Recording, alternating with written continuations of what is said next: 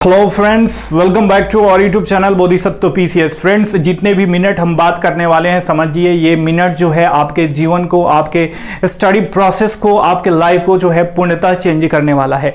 मैं आपसे क्यों कहता हूं कि आपको जो है कभी भी करंट अफेयर्स या कोई भी सब्जेक्ट आप पढ़ो तो उसे वन लाइनर फॉर्म में मत पढ़ो। जो भी रिमेनिंग अप्रॉक्स 1 मंथ बचे हुए हैं 67वीं बीपीएससी एग्जामिनेशन में, हम जो भी डिस्कस करने वाले हैं, यदि उस प्रोसेस से अपना के, उस प्रोसेस को, उस थियरी को, उस फॉर्मूला को अपना के यदि जो है उस ढंग से आप इस 1 महीने को डेडिकेट करते हो 67वीं बीपीएससी के लिए, तो आई एम डैम श्योर, मैं आपको श्योरिटी देना चाहूंगा कि आपको सिलेक्शन से कोई नहीं रोक सकता। और देखिए यार, जमाना जो है स्मार्ट स्टडी का है। आपको बहुत जैसे बैल और गधे के जैसे लेबर नहीं करना है। मैं बताता हूं कैसे।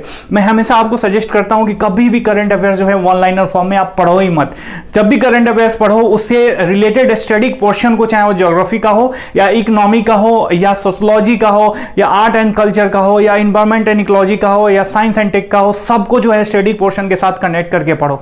अब मैं आपको here we will not only discuss about current affairs. हम जो है करंट अफेयर्स को छोड़ के मैं आपको दिखाना चाहता हूं कि स्टडी पोर्शन में कैसे जो है, मान लीजिए हमने ज्योग्राफी का अभी पोर्शन लिया है, तो कैसे ज्योग्राफी के सारे प्रश्न ज्योग्राफी के ना होके ये कहीं ना कहीं करंट अफेयर्स से रिलेटेड थे।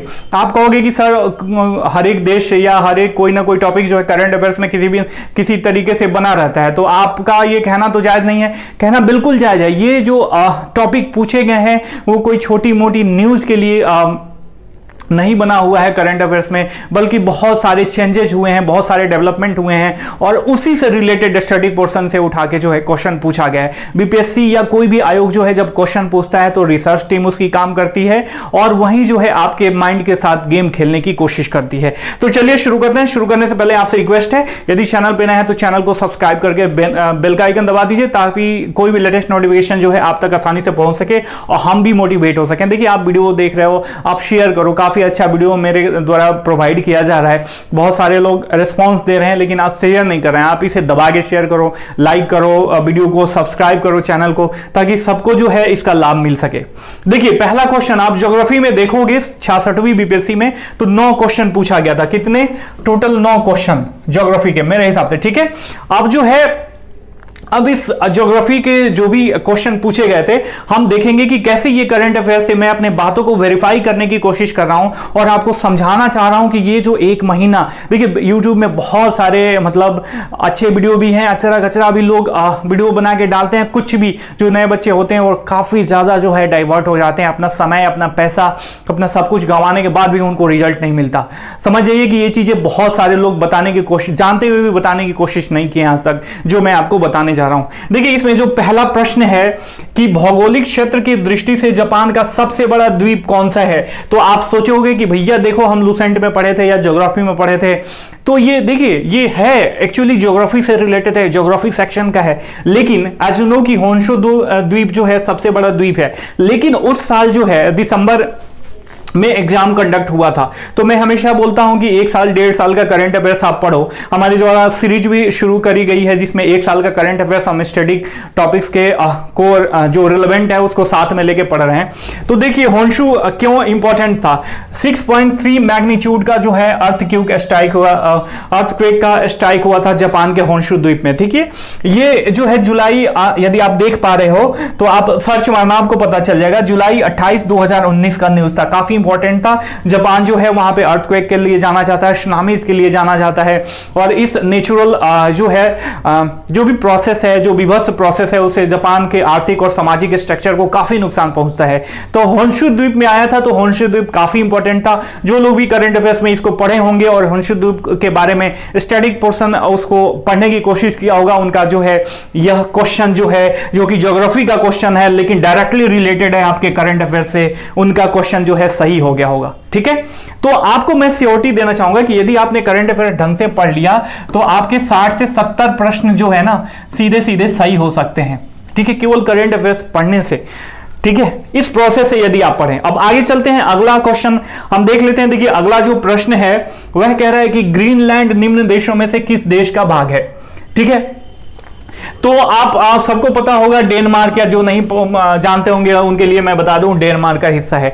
तो यह जो है ज्योग्राफी से रिलेटेड प्रश्न पूछा गया था 66वीं बीपीएससी में। ऑब्वियस इसमें करंट की कहीं बात नहीं हो रही है, तो आप कहोगे कि this is from geography section, but here I would like to make it confirm कि ग्रीनलैंड जो है उस साल काफी ज्यादा न्यूज में बना हुआ था। अगस्त 2020 का न्यूज है, काफी इंपॉर्टेंट था ये news. Greenland lost record 532 billion ton जो है आइस इन 2019, मिलियन टन पर मिनट। ठीक है, तो ये एक बहुत बड़ी विविधता थी ग्रीन हाउस इफेक्ट का, या ग्लोबल वार्मिंग की बात करें, जो हमारे द्वारा इंडस्ट्रीज के द्वारा, इंडस्ट्रियल रिवॉल्यूशन के बाद जो उष्मान प्रभाव हुआ है पृथ्वी पे, उसका बहुत बड़ा जो है ये एग्जांपल देखने को मिला था। अब चूंकि ये करंट अफेयर्स है, हमने देख लिया कि हाँ ग्रीनलैंड में ऐसा ऐसा कांड हुआ, लेकिन ग्रीनलैंड को यदि आप अटैच करके थोड़ा स्टैटिक पोर्शन में जाके उसमें सर्च करने की कोशिश करते कि ग्रीनलैंड का लोकेशन कहां है, जो कि हमारे द्वारा करंट अफेयर्स की जो सीरीज शुरू करी गई है उसमें मैं हमेशा बताते आ रहा हूं कि कभी भी कोई भी टॉपिक जो है, मान लो हम अभी रशिया यूक्रेन की लड़ाई हो रही है, यूक्रेन के जस्ट नीचे क्रीमिया है जिसको ऑलरेडी रशिया जो है उसका एनेक्शन कर लिया था, तो क्रीमिया के बारे में भी जानिए, उसका लोकेशन जानिए, उसके आसपास के सीज कौन है, इसके बारे में आपको जानना चाहिए। तो ग्रीनलैंड जो है इसी से रिलेटेड था। देखिए करंट में बना हुआ था, लेकिन इससे रिलेटेड जो है स्टैटिक पोर्शन ज्योग्राफी से उठा के पूछ दिया, न कि करंट अफेयर से। तो आप यदि करंट अफेयर्स को ऐसे पढ़ोगे ना एकदम पूरा डिटेल एनालिसिस के साथ, तो आपके 60 से 70 क्वेश्चन, जो 40 क्वेश्चन जो है करंट अफेयर्स से डायरेक्ट पूछे जाते हैं, और जो 30 question current affairs, 30 to 40 question जो करंट अफेयर्स से रिलेटेड होते हैं, लेकिन स्टैटिक पोर्शन जो रिलेवेंट होता है उससे क्वेश्चन पूछे जाते हैं। तो इतने क्वेश्चन आपके सही हो सकते हैं माय डियर फ्रेंड। चलिए अब देख लेते हैं हमारा जो अगला प्रश्न है कि निम्न हिमालय पर्वत श्रेणियों में से किस पर्वत श्रेणी को अटल टनल पार करती है। देखिए ये तो है करंट अफेयर्स का न्यूज, क्योंकि प्रधानमंत्री ने आपके जो है ये 3 अक्टूबर, देखिए 3 अक्टूबर 2020 की न्यूज है। इसमें जो है बताया गया है, इसमें जो बताया गया कि PM Modi inaugurates Atal tunnel in Rohtang, 5 facts about this engineering Marvel. ठीक है, तो रोहतांग में जो है अटल टनल का उद्घाटन किया था, तो वो ये इससे पूछा गया है कि निम्न हिमालय पर्वत श्रेणियों में किस पर्वत श्रेणी में जो है अटल टनल है। तो अटल टनल रोहतांग, चूंकि जिनको पता होगा कि रोहतांग कहां है, तो वे लोग जो है आराम से बता सकते हैं कि पूर्वी पंजाब। अब देखिए, अब यहां से चूंकि ज्योग्राफी का प्रश्न है, सीधे सीधे ज्योग्राफी से रिलेटेड स्टैटिक पोर्शन से इस करंट अफेयर्स टॉपिक को रिलेट कर दिया। तो माय डियर फ्रेंड, मैं फिर से आपको फोर्स करना चाहूंगा कि ठीक है आपकी तैयारी हो गई है, लेकिन करंट अफेयर्स पे और बढ़िया से डिटेल, बहुत लोग स्पीडी पढ़ के झूठ बोलते हैं जो लोग कि स्पीडी से मैंने इतना क्वेश्चन कर दिया, इतना क्वेश्चन कर दिया। देखिए कहीं ना कहीं वे लोग मंथली न्यूज़पेपर पढ़ते आ रहे हैं, कहीं ना कहीं मंथली डिस्क्रिप्टिव जो मैगजीन निकलती है, जो भी क्रॉनिकल हो गया, पीडी हो गया, विजन आईएएस हो गया, जो भी पढ़ते आ रहे हैं ना, उनसे कहीं ना कहीं नॉलेज एक्युमुलेट होता है और लास्ट में वो स्पीडी पढ़ते हैं स्कैन करने के लिए बस। ठीक है, तो मैं आपको यही कहूंगा कि अभी भी काफी समय है, काफी डिटेल एनालिसिस के साथ करंट अफेयर्स तो टॉपिक वैसे ही पढ़ो। मैं डिटेल एनालिसिस के साथ बोल रहा हूं कि जो भी करंट अफेयर्स सिलेक्टिव आप चूज कर रहे हो ना, उसका स्टैटिक पोर्शन भी साथ साथ में तैयार करते रहो, तभी जाके जो है आपको सफलता का स्वाद चखने को मिलेगा। अब अगला क्वेश्चन देख लेते हैं इसमें कि निम्न राज्यों में से कौन सा राज्य भारत में सर्वाधिक सौर ऊर्जा का उत्पादक है। तो इसका सही आंसर है कर्नाटक। अब देखिए यह न्यूज जो है यह 3 अक्टूबर नहीं, ये न्यूज मैं आपको बता रहा हूं कि ये न्यूज बना हुआ था, ये माफ कीजिएगा अप्रैल 2019 का न्यूज है, काफी इंपॉर्टेंट है और उससे रिलेटेड बहुत सारे डेवलपमेंट आ गए, क्योंकि इंटरनेशनल सोलर अलायंस में इंडिया जुटा हुआ है। इंडिया में ही उसका जो है आपका गुरुग्राम में जो है उसका हेड ऑफिस है। तो ये सारी चीजें ना ऑटोमेटिक इसको बहुत इंपॉर्टेंट बना देती हैं। और इससे रिलेटेड देखिए ये आया ना, India top 10 state by install solar power capacity.